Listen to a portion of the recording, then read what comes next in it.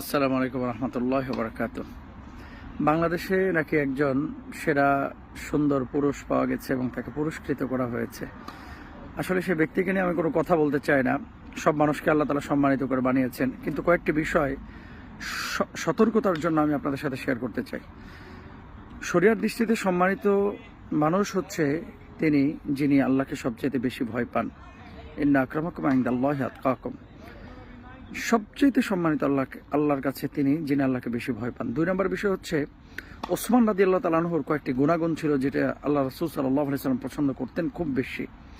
1 নম্বর, তিনি ছিলেন লাজুক, লজ্জাশীল। সুতরাং যে পুরুষের লজ্জা নাই সে পুরুষ কখনো সুন্দর পুরুষ হতে পারে না। 2 নম্বর বিষয় হচ্ছে তিনি ছিলেন আল্লাহর প্রতি নির্ভরশীল, সর্বাবস্থায় তাওয়াক্কুল করতেন।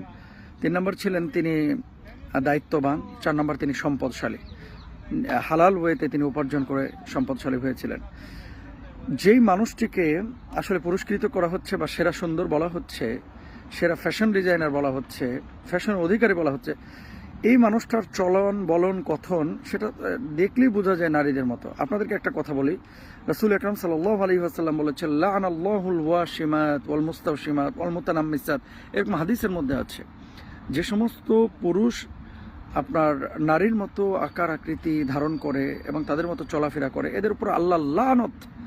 সুতরাং কোনো পুরুষ যদি নারীর মতো চলে, কোনো নারী যদি পুরুষের মতো চলে, সে কখনো সুন্দর পুরুষ বা সে কখনো সুন্দরী নারী হতে পারে না। আমাদের সমাজে সূক্ষ্ম ষড়যন্ত্রের মাধ্যমে আসলে আমাদের পরবর্তী জেনারেশনকে ভুল মেসেজ দেওয়া হচ্ছে।